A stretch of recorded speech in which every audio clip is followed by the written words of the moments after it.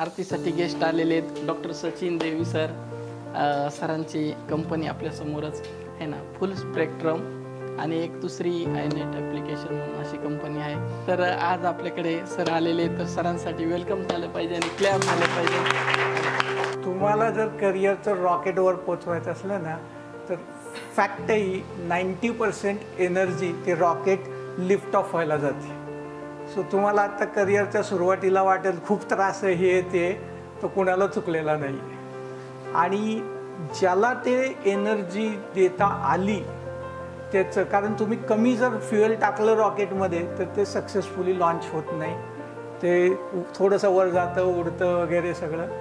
पण what is interesting is की तुम्ही फुल एन ताकद लावली, ते वर गेलं तर height takes care of it self.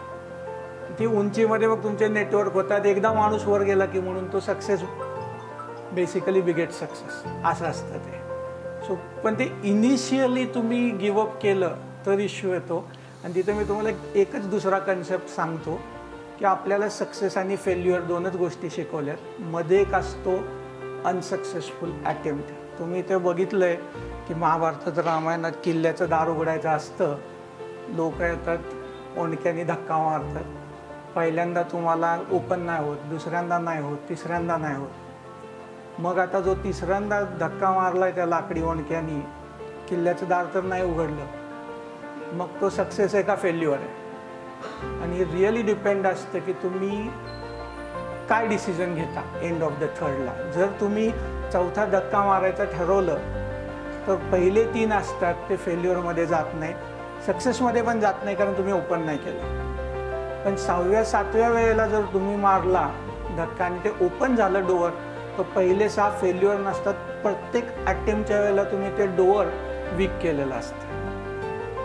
So unsuccessful attempt हा पण इक्वली इम्पॉर्टंट आहे. पण असं पण होऊ नका देऊ, तुम्ही खूप लोक आयुष्यात बघाल की खूप कष्ट केले पण यश नाही मिळालं.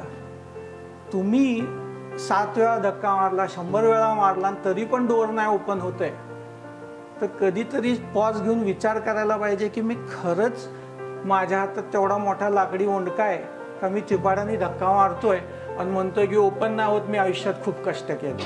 So reflection is equally important.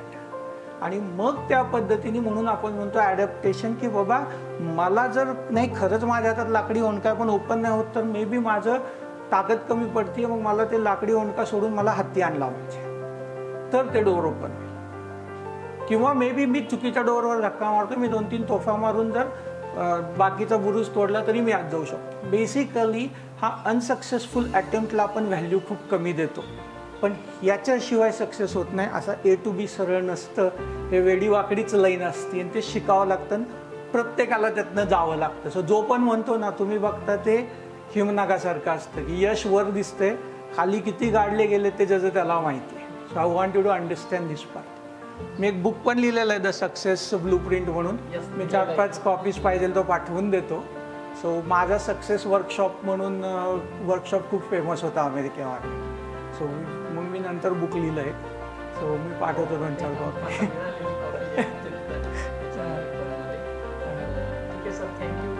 Thank you.